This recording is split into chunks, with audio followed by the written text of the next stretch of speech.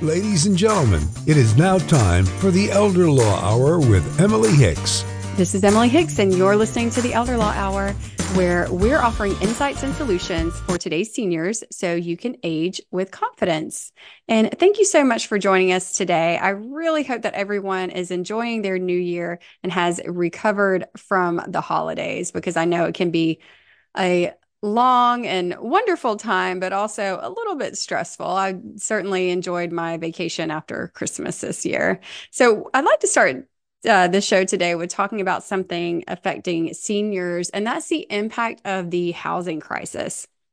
So the issue of the housing crisis and its impact on older adults as our population ages and longevity increases, the need for affordable housing and adequate support for seniors becomes more critical than it ever has been. And Elder Law Answers put out a great article about this a week ago. If you're not familiar with that website, it's a great resource, elderlawanswers.com. And it talks about a recent study from the Joint Center for Housing Services at Harvard, shedding some light on the challenges that lie ahead. With over 58 million seniors in the U.S., comprising more than 17% of the population, the study reveals that America is not adequately prepared to address the housing predicament that's facing older adults. And the key issues that they have outlined are, number one, affordability. The rising trend of seniors carrying debt into retirement is a major cause for concern. There's the fixed retirement incomes that make it challenging to adapt to economic changes, leading to financial instability for many older individuals. And then in 2021, 11.2 million older adults face severe cost burdens, spending more than 50% of their income on housing, making it difficult to meet their basic needs. And this second issue that we are looking at is the accessibility. So physical accessibility remains a significant hurdle, with 55% of individuals aged 80 and above reporting at least one disability. Less than 4% of American homes are accessible to disabled residents, lacking features like single-floor living, wheelchair ramps, or wide hallways. And I know that's a big issue that we talk about a lot here, is with aging in place and getting your home ready. If it's even possible to get it ready for you to do that, I know is something that affects a lot of people. And then the third issue is access to medical care and services. Most seniors will require long-term care support, which can become a significant financial burden. Accessing long-term care services, especially through Medicaid, presents challenges such as lengthy waiting lists, particularly in rural areas. And now, balancing the cost and the care as seniors live longer, a challenging choice emerges between affordable housing and healthcare. And some of the highlights the existing public assistance programs offer are supportive housing for veterans. The HUD Veterans Affairs Supportive Housing Program offers housing vouchers for unhoused veterans. There is a PACE program. It's the Program of All-Inclusive Care for the Elderly, and that provides support services for seniors who qualify for nursing home care but prefer to age in place. And then there is Medicaid. And some states offer Medicaid programs that financially assist family members caring for aging elders. Now, in Florida, we do have a waiver program for Medicaid that is usually quite lengthy of a wait list to get on, but they do prioritize based on many different factors involving the individual. But there is also that option for you here. And luckily, I will say this for us here in Jacksonville, is that we do have great medical services here. We are extremely lucky not to be in one of the more rural areas where there's not a lot of access to great doctors, but that's one great thing that our city has, is we're lucky to live in a place that has a lot of access to medical care, good medical care. And so to sum up, while the challenges are significant, the report suggests that exploring public assistance programs and seeking legal guidance, such as consulting with an elder law attorney, can help. We can help seniors formulate strategies for obtaining more affordable housing and plan for long-term care. And this is what an elder law attorney does. There's not actually a lot of us around. I was just having this conversation earlier this morning about there's a lot of estate planning attorneys. There's not a lot of attorneys that specialize in elder law because it is quite complicated. The system is complicated to navigate. And it's something that is a passion of mine. So I certainly hope that you can contact our office or at least contact another elder law attorney. There's a lot of great ones here in Jacksonville that can get you the help that you need. So we have a great show for you today. We have Vicky Oakes, the Supervisor of Elections. She is back and she is talking with us about polling locations, the three main ways to vote, and also we're talking about election security. So that's going to be a really interesting conversation. So stick around for that. And then Sean McHale with St. Michael's Home Care is back, and he is giving us advice on when to know your loved one is ready for home health care. And we're talking all about the signs with that and what to consider during that process. So I'm excited to have him back on the show. But first, Bryan Rendzio is here with us. And Bryan is a former Seventh Circuit judge of St. Johns County. And he is now an expert in mediation. And he's talking to us all about the process of mediation and how it differs from arbitration and how you can take the best approach to mediation to get the most out of it. So stick around for that. We will be right back. Welcome back to the Elder Law Hour with Emily Hicks. And I have a very special guest with me here today, Bryan Rendzio. And Bryan is an attorney. He is a mediator, and he has a very wonderful background as a judge. And he is going to be here talking with us all about what to expect with mediation and hopefully some interesting stories about some previous cases that you've had and what his thoughts are about how to win in mediation. So Bryan, welcome to the show. Thank you so much for being here. Oh, thanks for having me. So when you got started in law, you practiced law for quite a while before you became a mediator, right? So can you tell us a little bit about what your start was like? Yeah, I was actually licensed 9/11/2001. So Oh, the really? and I have been practicing construction litigation since then. I got board certified in construction law. And then I naturally from there progressed into some mediations. So I was handling that for most of my litigation career before becoming a judge. Okay. And then you became a judge in family court, right?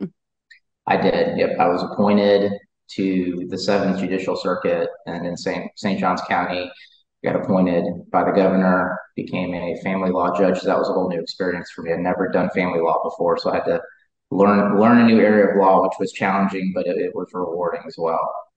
Oh, I'm sure. Yeah. Family law is not something that I've ever really done at all, to be quite honest. I mean, it's a very challenging area of law, right? It is, and especially from the judicial side, it was especially challenging because in St. Johns County they have unified family court, which means typically you'll have a judge that will do a dissolution, which is a divorce, or they'll handle paternity, or they'll handle juvenile issues or dependency issues. So the dependency would be like foster care, termination of parental rights. St. Johns County, the family law judges handle all of that. So there's typically two judges, and each judge is assigned to each one of those areas. So every day is pretty packed. You would do those areas of law, and then you'd have Marchman acts. You would have Baker acts. So you did everything from mental health issues to addiction, dependency issues. But it was a very packed day of handling it. So every day was a little different, which again, it's challenging, but it did make it really rewarding to get those challenges and handle them. Yeah, so that's a lot of different stuff. Baker Acts. I mean, that's just a really wide spectrum of cases that you were seeing. With the Baker Act thing, this came up in a previous show, I think when we were talking to the sheriff, or perhaps when we were talking with the Alzheimer's Association. And that's something with people that have cognitive disabilities. It's a real threat for them, is it not? So can you tell us about what is, and people hear about, oh, they were Baker acted. What does that mean? Yeah, it's obviously you want to protect the individual's due process because it is a very intrusive situation. However, there are a lot of safeguards to the process. So when we would have a Baker Act, someone would file a petition, And then once that's done, it goes through a full judicial hearing. So the judge is in there. You have typically the state attorney will be in, there will be a public defender, there will be a mental health professional who will provide testimony, and then the person is in there as well. And one of the things that I always liked with the Baker Act is, as a judge, when you had the hearing, you would give the individual an opportunity to speak. So sometimes they would take the opportunity, sometimes they wouldn't. Sometimes they would, if they were in a manic phase, those hearings will last a little longer. But I think it was important as a judge to really understand that these individuals are in a very difficult time right now. So when you do get the individuals who go on and on and on because they're in a manic phase, you really have to let them get that out and finish. So you sit there and do it, and then you make a decision based upon that. So there is a good process with it. I think there's a myth from back in the day that anyone could have someone Baker acted and it was a weapon and you could weaponize it. Yes. And the reality is there's so many safeguards through the system, at least there I've seen, that it doesn't happen that way. And it is designed to protect the individual's rights, because it's not lost on anyone that, listen, these individuals are coming in and they may have a serious situation where you're trying to protect them and, protect the folks around them. And if that's not the situation, it's going to come out through the hearing. So the old myth of you can have a Baker Act, that I think was dispelled when I got in. I could see that there is a pretty in-depth process that goes through it, and there's a lot of safeguards to protect the individual's rights, and more important, to get them help. So when they need the help, they can get the help. Yeah, well, and that's so important to note, because that myth is still very, very strongly etched in people's minds. I think that, oh, we're going to have him Baker acted or her Baker acted. And I have heard it with perhaps spouses that have substance abuse issues. We had a really interesting situation with that a few months ago, where the husband was threatening the wife with, the Baker Act, because she had started abusing her prescription drugs, and they had a young child. And so it is kind of you do hear it to be used as a weapon, but it's good that there's a long process for that, because we are in America. We do have a lot of Yeah. People, there are things to complain about, but we've got a pretty good system, and it works pretty dang well for us. So with your experience as a judge, are there any crazy cases that stand out to you that you can think of that you'd like to maybe talk about how it shaped your experience? Yeah, absolutely. There are two moments that I always tell folks are, in my mind, two defining moments as a judge. And again, doing unified family law, you see every aspect, but these two instances happened in dependency court. So that's typically where a child is temporarily removed from the parents and foster care system. Sometimes it goes through a termination of parental rights, where the parents lose all rights to their children. The first instance, I don't know that I had been on the bench very long, and it was a pretty hard experience, because there was a child who actually had a handwritten note. He was in there with his brother. His brother was a little older and I think had been emancipated, but he was in there with his brother. And this child was about 10 years old, gave a handwritten sealed note to me, basically asking for new parents, begging for new parents through a termination of parental rights proceeding. And as a judge, you're in front of everyone, but as a person, as a parent, it's heartbreaking, because you read this note from this child who's just pleading for help, and you see this, and it's in the child's own handwriting. And that was a pretty low day, a pretty hard day to see. And there's a lot of folks in the courtroom, I will say, St. Johns County, we're pretty lucky. There were a lot of folks there, everyone's there to help, but certain circumstances, you can only do what you can do. So that was probably the low point, seeing that, because you carry that with you and it's a hard thing to have. The flip side to that is we had another dependency matter with a mother, and the child was about 7 years old. She had an opioid dependency, and she was going through a case plan. So that's where everyone's trying to get her to, help her get through the dependency. And it was a hard process, and it was months. It took a long time. And imagine being a mother or a parent going into court every time you go in, your child's there next to you, but you can't take your child home. So that was a pretty hard thing for her. but she fought through it. She did what she was required to do, for herself, not just for the court, but for herself and her child, her family. She did it. So the day finally came where we had a hearing and we were able to reunify her with her child. So that was the first day in a series of probably 6 to 7 months that she could go home with her child and take her child home. Wow. Someone asked the child, "Is there anything you want to say to the judge?" And he just shook his head no. And I could barely see him. I'm looking down. I could just see the top of his head a little bit. You see a little bit of his face. But then all of a sudden, he started walking to the side of the bench past my bailiff. And my bailiff looked at me and I looked at her and I just kind of shrugged my shoulders and said, "Let him come by." And he didn't say a word. He came up and gave me a hug. And that was all he did. And that's the other defining moment, because to me, it was, you have a really tough day, but then you have a day like that where it just makes it worth it. And that to me was why I became a judge, because that was the type of moment that you hold on to, and you take that positive moment, hold on to it, and that just made it all worth it. Oh, I can imagine. I bet you went home and hugged your kids. I did. There were a lot of days like that. The one thing I will say is seeing this daily struggles that families go through. It really makes you go home and appreciate the matters that don't matter as much with your kids. If they come home and they say, "Oh, we had this or that," you just give them a hug. There's a lot more important things in life. So worse problems people have. Oh my gosh. Yeah. And I'm sure you saw so many of those. Did you see a lot of issues with parents and drug dependency? I mean, that it just seems with the opioid, I mean, that just kind of struck a chord because it seems like that's such an epidemic in our society now. It is, and I saw a lot of that, and it moved me to the point where one of my fellow judges at the time, Judge Christini, he was, and I think he is still handling drug court, but he does that.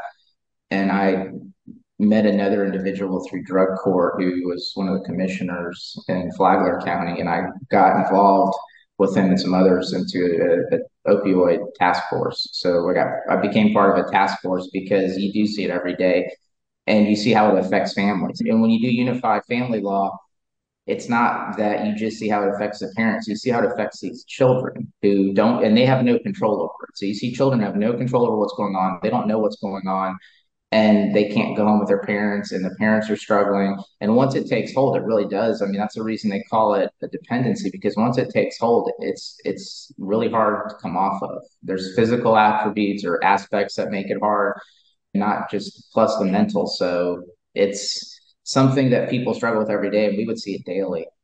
Yeah. Yeah, I can imagine. Well, moving on to more what you're doing now, you are a mediator. And what kind of cases are you handling now, Bryan? I handle a wide variety. So, from my construction law certification background, I do a lot of construction cases statewide, and a lot of them are by Zoom now. So, it gives me the flexibility to do a lot of statewide cases. In Northeast Florida, I do a good bit of family law cases still from when I was a judge. So, folks will refer family law cases to me. So, I'll do family law, construction, commercial, some probate, but it just runs the full gamut. And how do these cases come to you? I mean, we've all seen these. Let's say it's I don't know, you're signing a contract with a builder, maybe. There's probably an arbitration clause in that. I haven't looked at a contract with a builder in a while, but not many people, when they go into an agreement, think we should go to mediation if anything occurs. So, how do these cases come to you? I know in family, the idea being keep everybody out of court as much as we can, right? Yeah, I think the initial question I get from folks is, a lot of folks come in and they'll ask me as a mediator, "Are you going to make a ruling?" And so I think people are confused between arbitration and mediation. So arbitration is that, like you mentioned, it's that private path of, it's like litigation, but it's a private proceeding where parties will agree to do that by contract, and it can be binding. Mediation is completely different. So the way I typically get the mediations, word of mouth, but most civil actions are required to go to mediation. So anytime a family law matter is filed, a typical business matter, construction litigation matter, they're all going to go to mediation. Court's going to require it, so it's going to go through that process, and then it's just a matter of who they select as a mediator or who the judge refers suggest the parties use as a mediator, and then it's their decision whether they do. But every case is going to have that path, because even if it's on a path to trial or even arbitration, most times mediation is going to occur. So, and that's why people get confused when they ask me, they're like, well, if I'm going to arbitration, why do I have to go to mediation? And I explain it, two completely different things. If you have an arbitration or trial, you're still going to have that at the end. That's at the end of the tracks. Before that, we're going to do mediation, hopefully get it resolved and get it resolved on their terms. That's the benefit of it. Right. And so basically, what kind of obligations do you have? Let's say you're one of the parties in a mediation, because I haven't been involved in a lot of them, but I remember one that I was in where the one party was just absolutely just non-negotiable, like just they had the terms that he wanted and refused to really budge on anything. So, what does that process look like? It's difficult. The benefit of mediation is it's self-directed, which means a mediator as a neutral can't tell someone you must do this, you can't do this, you have to do this. It's up to the parties. I always tell people when I do a mediation, having said all that, my expectation is that we're going to push the envelope as far as we can and make the most of this process, because mediation is unique. It's the only chance that individuals have that opportunity to have some say in the result. Otherwise, it's going to go to a judge or an arbitrator, and that person or persons, they're going to make a decision that's going to be binding at some point. And a lot of times, even if someone gets through a trial or arbitration and they prevail, they don't feel like they prevailed, because it's years down the road. They've spent a lot of money. They've worried about it for years, and it's engulfing their life. So to me, I always tell people, get the most out of mediation and do it. The interesting aspect in Florida, which I recently looked up again for another article I did a presentation, was there's really no good faith requirement. Everyone comes in and they'll come into mediation and they'll say, hey, this person's in there, they're not here in good faith because they won't offer anything or they didn't offer anything. And the requirement really is to be there, to show up, listen through my opening speech. And then after that, there's really no parameter in Florida that says you have to offer or you don't have to offer. But more times than not, when someone's there as a mediator, you can talk to them and say, okay, you can come in and you can check a box and say you were here, but why are you even spending any money to do that? At least make it worth it and see. It's confidential, get some information. And then once those discussions happen, it moves it typically towards some form of resolution, because that's all it is. It's not anything like a court proceeding. I tell them it's just discussions. We're having discussions. Hopefully we're having positive discussions, and let's figure this out. Because if you don't figure it out, guess what? You're not going to have a say in the outcome. Someone else is going to tell you, especially in a family law matter, someone else is going to tell you your parenting plan. So this is going to be your parenting plan for your child until he, she, or they are 18 years old. And this is going to be what you're going to get, versus this is your chance to be a part of it. And whether you're 100% content or not, what can you live with?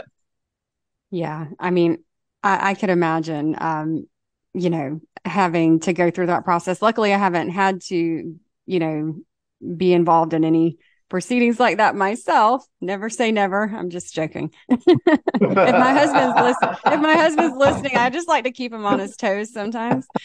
Just make sure he's listening to this one. Well, he knows when I'm mad at him, because I'll introduce him as my first husband. But which, for those of you listening, he's my first and only husband so far. We'll see. No, we've been married for 15 years, so I think he's pretty settled in. But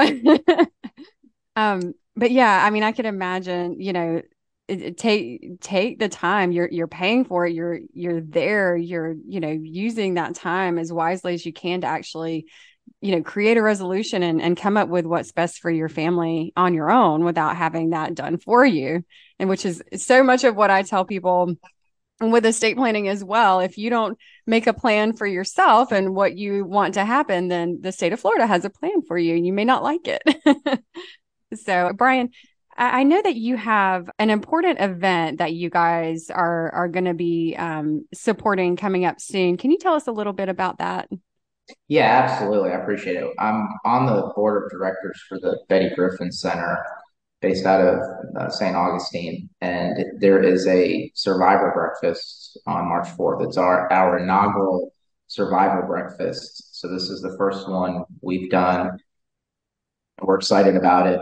we're getting a lot of good feedback and traction. But I want to get the word out to folks to please go on to the Betty Griffin Center website and sign up for it. It's a great cause. It's a great event. Betty Griffin does amazing things for survivors of domestic and sexual violence, and it's a much needed. I can say it's a much needed organization at St. John's, having seen the other side of it firsthand. Because as a unified family law judge, one of the other things you handle are injunctions, so you see everything. And having seen that, I became involved with Betty Griffin on one of their task force, and then after leaving the bench, I was invited to the board, so I'm still involved with them. But we really just want to get the word out. March 4th, it's going to be in Ponte Vedra Beach at Plantation. But please look it up. Please sign up. We need to get the support out there for it. Yeah, it's such an amazing cause. And it's a tough thing to think about, but it's certainly something that's worth supporting, and they're doing a lot of great work there. So thank you so much for telling us about that. And if someone is in need of mediation, how can they get in touch with you, Bryan? Yeah, I appreciate it. I think the best way is probably to go to the website for Ansbacher, so www.ansbacher.net. If someone goes to the website, you can see there's a link on there for mediations, and you can find it. Or if they just call the phone number, they can reach out to my assistant, Reagan Smith, and she can set it up. Okay. And we'll put a link to that on our website, elderlawhour.com, if you want to head on over there and check out more about today's episode and more about Bryan Rendzio. Thank you so much for being here today. No, thank you for having me. I appreciate it.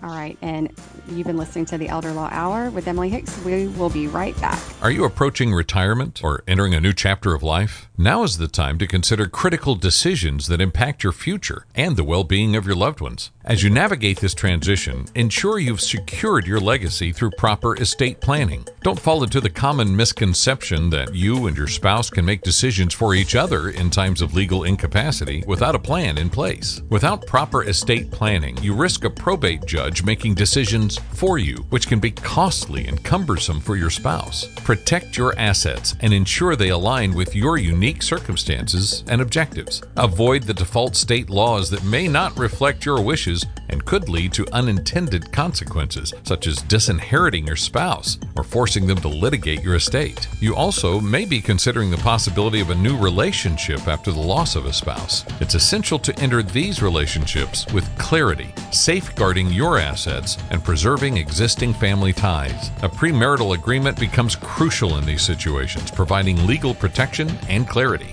When it comes to your children, thoughtful estate planning is key. Protect their inheritance from squandering, divorces, lawsuits, and bankruptcies. Your hard-earned wealth should be a source of security, not vulnerability. Additionally, plan for long-term care, a significant consideration as you enter retirement. Secure a long-term care insurance policy while you still qualify, and explore alternatives that can convert into life insurance if not needed. Statistics show a 70% likelihood of requiring long-term care after the age of 65, making proactive planning essential. Our team can guide you through this process, helping you replace impersonal state-written plans with a tailored approach that safeguards your assets and family. Don't overlook estate planning as you approach retirement. Book a call with us today to secure your future with confidence.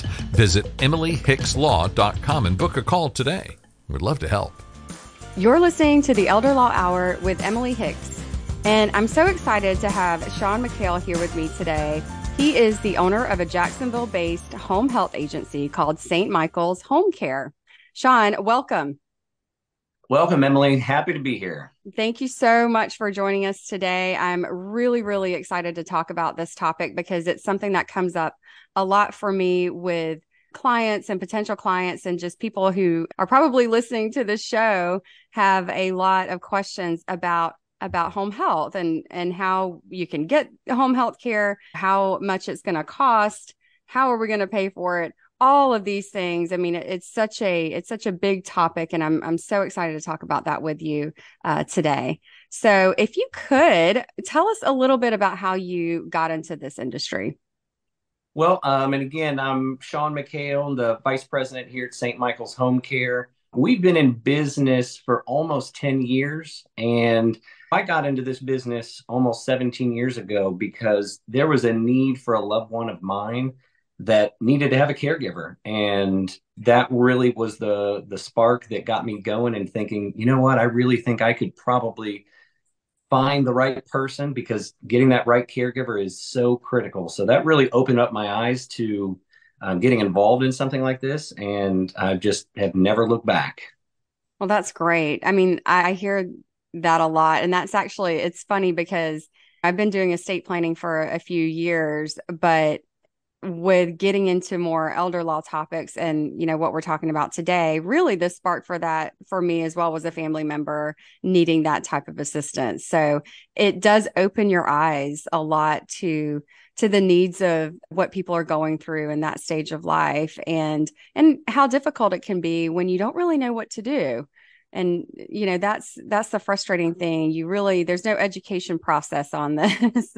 So you have to take it upon yourself to really to figure it all out. A lot of clients that I have, for instance, are doing what you call aging in place. They're wanting to stay home, as everyone does. Everyone wants to stay home as long as possible. Everyone wants to be in your own home with the comfort of that, and stay at home as long as you can. So when do you know that you're going to need someone to come, you know, when do you know you need home health care, basically?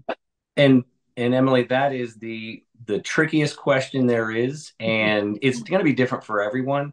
And I think the first thing to look at is your loved one. Typically, most likely, it's going to be a parent or your spouse. And so it's going to be different for both. If it's a spouse, you're thinking, does my husband or my wife, do they need care? The signs that you're going to be looking for is, you know, how much are they able to do on their own? And are you enabling some of that behavior? For instance, we oftentimes have someone we're providing care for, but we'll ask them direct questions and their spouse will answer them for them. And when we see that, we notice, okay, maybe they're not able to answer that question, or maybe the spouse is covering up for them because they don't want them to be embarrassed because they struggle to find the answers. So those are some telltale signs. But more frequently, what happens with us is when your loved one is a parent and you're trying to decide. Sometimes there's siblings, and one says, mom's doing just fine. The other says, I'm really concerned about mom. And so it's hard to tell when do we need to get some care. So the first thing really to think about is the situation that you're in. Where is mom living in the same town where you're visiting maybe once a week, twice a week? Or is mom 1,000 miles away where you may only call her once a week and chat with her on the phone? Right. You're going to get a different picture of how mom's doing if you're there seeing what she's able to do rather than just talking to her on the phone. Because it happens all the time where people will say, you know, I talk to my mom on the phone every week and she said everything's fine. I've got plenty of neighbors that will help me if I need help. But are you talking to those neighbors? You know, are they really helping? So it can be hard to read between the lines sometimes.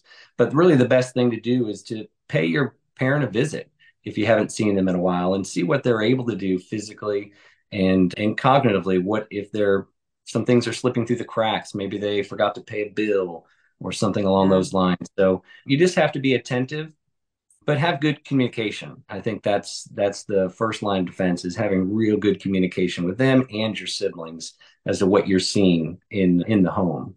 Absolutely. And that brings up another, you know, part of that conversation, which is a lot of times it's difficult for the parents to let go of control to the children. So that's a hard transition that happens because they're the parent and they want to remain the parent, and they don't perhaps want to admit that they need the child's help. None of us want to see ourselves in that light. So You're right. I mean, I'll jump right in because, you know, that happens all the time. The family dynamics, again, are different with every family. And 100%. You may think that oftentimes the mom or dad, you look at them as they're the rock, they're the staple. They always knew all the right answers. They made all the right moves. Mm-hmm. And with some families, as your parents age, the parents realize, okay, I'm going to relinquish some of these things to my son or my daughter, and they're going to help me out. But there are other people that even we provide care for. We've got a woman who's 99 years old, and she still wears the pants in the family and tells her 80-year-old kids and her grandkids and great grandkids that this is how things are going and this is what we're going to do, and everyone listens. So it just depends on that dynamic that you have with your parent. But you still just need to communicate with them and make sure that they're getting the help that they need when they need it. So it's certainly a challenge, that's for sure. Well, that's a good goal. Be 99 and still run everything. I'm going to put that on my vision board. There are a lot of people out there, and God bless them. They're doing a great job. Yeah, it's amazing. I mean, and it is so different. Every family, and I say this, I think every episode, but every family is so different, and you just really don't know. And a lot of people don't want to admit that they need help. The other kind of issue is a lot of people with some of these progressive diseases that we see, such as Alzheimer's, dementia, Parkinson's, they don't really understand what's happening too. I think there's a lot of resistance, and there's a lot of maybe shame in that they don't really, want to admit that it's going downhill and that they need the help. And perhaps they just don't even realize what's happening. It's tricky. These, cognitive diseases are very, very tricky. I don't know, what the solution is, but usually there is a child, or certainly the spouse knows. I mean, nothing can really replace that time spent with them, in the home and really seeing. One of the first signs I remember with my mother in particular was she stopped reading books. And she had been a great reader her whole life, just constantly just devoured books. Every week she would read 2 or 3 books. And we noticed that, and she would read them on her Kindle, and she had stopped doing that because she was unable to use electronics. And that was kind of one of the big signs that we were like, oh, that's really strange, because that's something she did a lot of. And it's all these little things that when you look back on it, you think, oh, well, of course this was happening. But at the time, it's just little kind of changes that occur. So it can be really tricky to catch those early signs, don't you think? Sure, absolutely. And a lot of times people will withdraw from those activities that may have brought them a lot of joy throughout the years because, like you said, maybe they have a cognitive decline to where they forget how to use it, or they don't remember, and they stop doing that. And then by stopping doing that activity, they have a little bit less joy, and then slowly but surely it trickles down to more activities and more things that they withdraw from each other. A lot of times we've got individuals that would go out and meet with a group of friends once a week, and they go to a coffee shop and solve all the world's problems together. But if one of them has a cognitive impairment, maybe dementia, and they start forgetting people's names, they stop attending those things because they realize, okay, I can't keep up with the group, so I'm just going to back off. And then once they back off, then the decline enhances even more. So it's really important to try to keep individuals doing those fun activities, keep them being social, because once you see a few steps in that direction where they're antisocial and withdrawing, then that decline typically happens a little quicker. And you certainly want to try to avoid that as much as you can.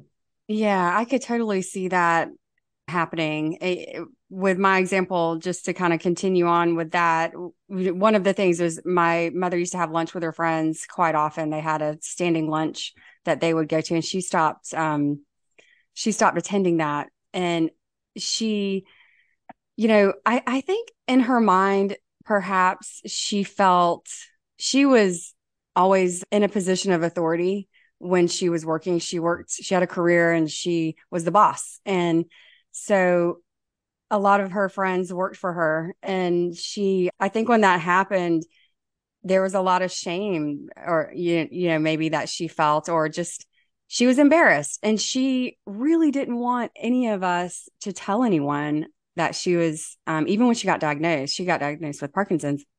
And we thought we had a long time to deal with that. And she would not let us tell anyone. She did not want anyone to know. And so we just kind of dealt with it all, privately, which was not always ideal, to be honest.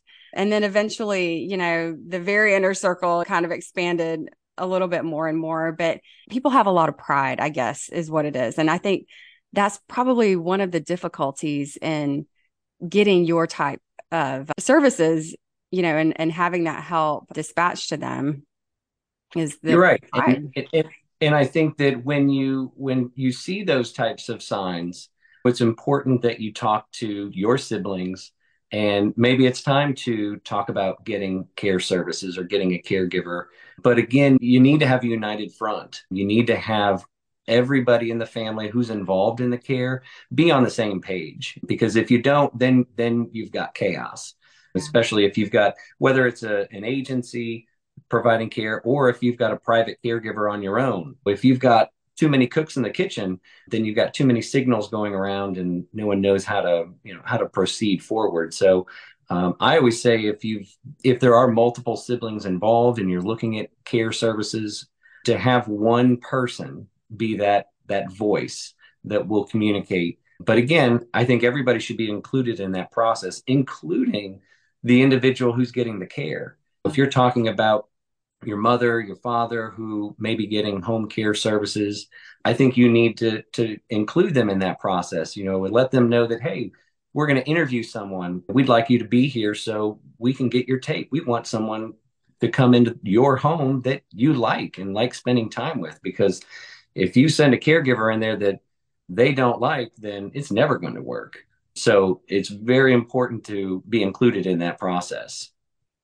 Yeah, absolutely. I could see that being a disaster on both ends for for the caregiver and for the client. Yeah, I love that you really strive in your business to keep everyone on the same page. And that's usually what I see as well, is when there's a lot of siblings, one is usually nominated to be the one that is maybe the power of attorney. He or she is the one who's signing, for everything. There's usually that one that is maybe a little bit closer as far as distance wise. Maybe they live closer to the mom or dad, or they're just the one that is going to step up and handle things.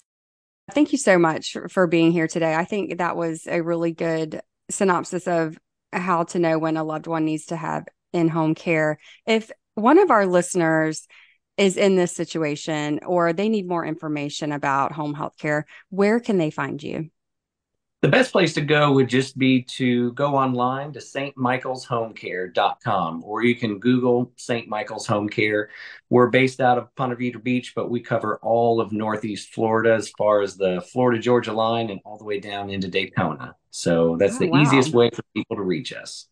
Okay, great. So we will also include that link on our website, elderlawhour.com. If you need a home health care and you are curious about the services, please give Sean a call or contact them through their website. And thank you so much for being here and talking about this today. Thanks, Emily. This is Vicky Oakes, your St. Johns County Supervisor of Elections. The 2024 elections are coming. They will be here soon. Are you election ready? If not, and you need to be, you can visit our website at votesjc.gov. That's votesjc.gov, or contact our office at 904-823-2238. Make sure you are election ready. Welcome back to the Elder Law Hour with Emily Hicks, and I have a very special guest today. Vicky Oakes, the Supervisor of Elections for St. Johns County, is here with us and talking to us all about elections. Vicky, thank you so much for joining me. Thank you, Emily. I really do appreciate you having me today.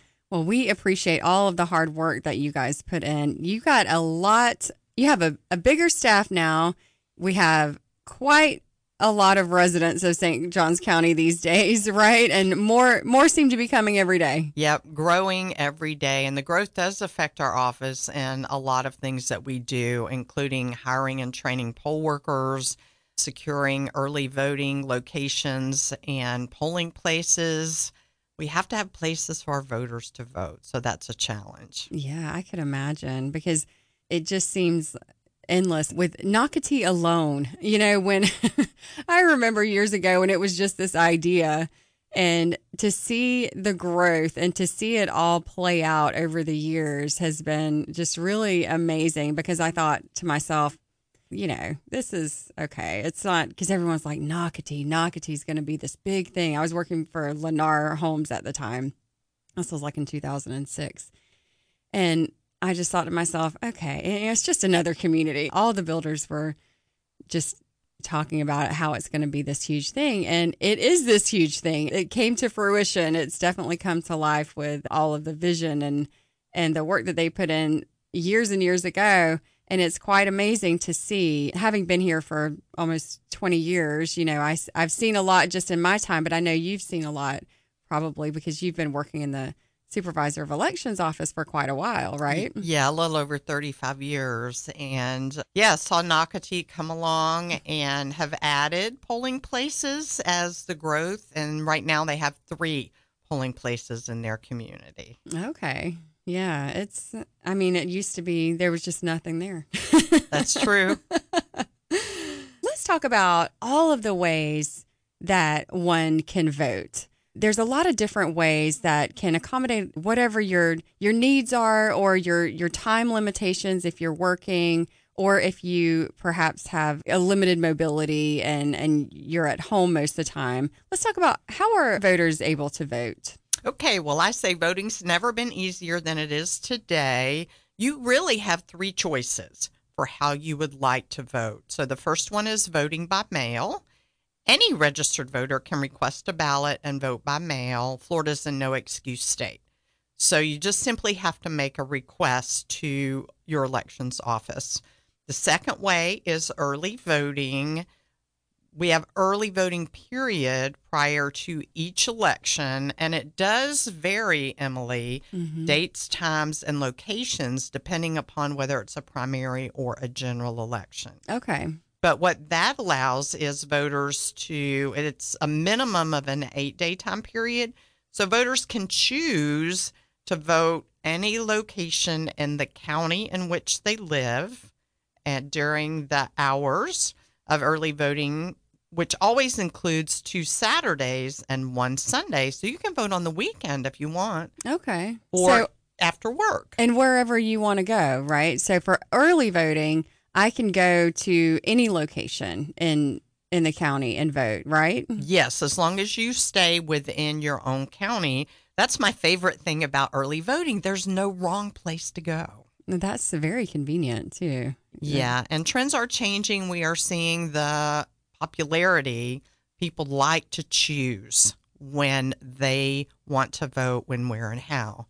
And then, as a last resort, we have a group of traditionalists that like to vote at their precinct on election day, and we have that option available too. You may vote at your precinct in your neighborhood from 7 a.m. to 7 p.m. So the choice is yours, and you get to do whatever's convenient for you. I'm actually one of those traditionalists that like to Are go. you? I used to vote by mail, but the last 2 or 3 I've done in person at the precinct on election day. I don't know what it is. Maybe it's just procrastination. Maybe I just kind of like going and doing it in person. There's just something about it. It's a special thing. We live in a very wonderful country, which if you tune into the news, you feel more and more grateful for every day, especially these days. And like you've said, no system is perfect, but we're pretty close. We're doing pretty good here, aren't we? Yeah, we're doing good in Florida. And actually, Emily, I'm an early voter myself. Oh, okay. I like to go I might vote switch early. it up this time. I vote in person because I'm a little busy on election day. Yeah. Well, you might be a little bit busy that day. Yeah, and I can't always get to my polling place on election day. I could imagine. Yeah. Yeah, you guys, so your staff, it goes from what? You have a staff of 15? Right, 15 full-time employees. That includes myself, and we grow to a staff of about 650 to roll out a successful election. Wow. And about 35 of those are part-time that we hire that work in the office. And because of the growth in our county, We're now at about 600 poll workers working at the precincts on Election Day. That's a lot. Yes. That's a lot of people, and that's a lot of coordination. So my hat's off to you for being the head of all of that. It's amazing, really. But it's a wonderful thing to be able to do. I mean, we can't take that for granted, can we? Right. And I have a great team of people that's part of my job, why I love it so much, the people that I work with. I have a great core team of people, and then part of that is the excellence that we have in training to train our poll workers about not only Florida's laws, the equipment, processing voters, issuing ballots, things they need to know to work at early voting and their precincts on Election Day. Because your job really encompasses a lot. It's not just about voting day. Let's talk about all of the different functions, all of the goals that you have to achieve as the Supervisor of Elections. Yes, let's take this year, for example. We have been working all year to hire more poll workers, to finalize and find new polling places for 2024. We're adding 2 new polling places this year simply because of the growth. We have a handful of precincts that let us know they can no longer be polling places on Election Day. Okay. So we have to go and literally knock on doors for locations to try to find places, locations, churches, community centers, community development districts that have a center that they will let us provide polling places. So we work all year, and it takes all year for the planning for us to be ready, because January 2nd, we drop into election mode with our March 19th election. So it takes all year. It takes a lot of planning. Yeah, and you take that for granted, really, that you guys have to coordinate all of the places and all of the people to make this happen, because, I could see what a challenge that would be to try to find places to actually be able to do your polling. Right. I mean, you take it for granted, but it's a lot of work. Yeah, it really is. And I have a team of people that do that. They go out to areas and neighborhoods and knock on doors, ask locations if they would consider having us as a polling place. And sometimes we have a lot of welcome response. And then we've been working with the management companies, with the community development districts, the new districts that are coming online. Yeah. Because when we go to them and we say, hey, we need a place in your community for your residents to vote, can we please use your clubhouse? Right. Or your amenity center? Yeah. And they say, oh, that's a good idea. Yes, you can. Well, thank you very much. And there's contracts, and the county has to provide insurance, and there's a lot of details involved in it. There are. Yeah, I can imagine there's a lot that goes on. Another thing there's a lot of these days is there's a lot of misinformation. There's a lot of fear and perhaps maybe a little bit of distrust when it comes to stuff that's floating around in the media about the integrity of our elections. So I know that you all have a great system in place. Can you talk a little bit about the voter confidence? There's just been so much going on in the media with people not feeling as confident as they once did. So can we talk about that? Absolutely. So first couple of things that come to my mind is when someone from out of state moves here, they say, Florida needs to have photo ID when people vote in person. Got it. Florida's had ID laws since the 80s, photo and signature identification. When you vote in person, you have to show your ID. Okay. Now, we have a loose provisional ballot law that allows a voter to cast a provisional ballot if they don't have their ID with them. But we have a process for that. Right. The second thing is our system we have in Florida for every single voter voting a paper ballot. Yeah. It doesn't matter how you vote, whether you vote by mail, whether you vote early or at your precinct on election day, you vote a paper ballot. And you're not hacking into that. No, and I don't care what anybody says. You can't hack a paper ballot. It's an actual physical record, Emily, of how you as a voter wanted to vote. And there's nothing on your ballot that ties your ballot back to you. Once you put it in the ballot box, it goes in the machine, it's counted, and then is dropped into the ballot box. I have no way of knowing when your ballot goes in with 1,500 others, which one was Emily's. So Right. you have a right to a secret ballot. In 2010, St. Johns County and a lot of counties now use electronic poll books in order to check their voters in. Okay. That is a number one defense that we have to make sure that people don't vote twice in an election. Right. Yeah. Okay. Well, you guys have the systems in place. It sounds like, you've been doing it a long time. You know what you're doing. Actually, it's funny Florida gets such a bad rap, but we actually have a pretty good system. Yeah, and our legislature has made some changes over the years that helped us improve the security of our elections. This past couple of years, they've changed our list maintenance laws, and given the tools to the supervisors that we need to improve the accuracy of our voter rolls. Okay. Let's talk a little bit about accommodating voters who may have disabilities. You guys have some pretty cool tools for that, don't you? Yes, we do. In every precinct and early voting site, there is a touch screen called an express vote. And that touch screen actually produces a paper ballot.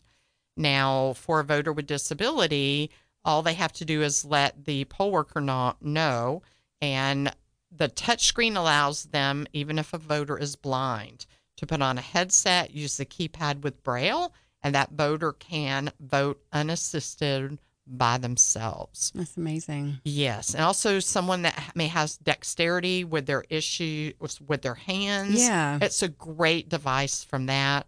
And then it also allows a voter who might be a quadriplegic or a paraplegic that uses a sip and puff device. They can plug their device, their two-switch device, right into the express vote, and they can use their two-switch device to be able to navigate and cast their ballot on that device. Wow. So you've really, you've thought of it all.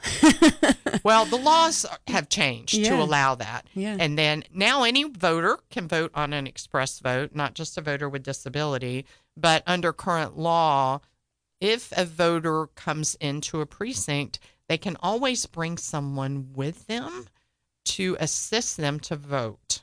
And if they end up at the precinct or early voting site and did need assistance and did not bring some with them, then if they let the workers know, 2 workers of opposite parties will be able to assist them in casting their ballot no matter what assistance they need. Oh, that's got to be reassuring for them, I'm sure. We have some election dates coming up.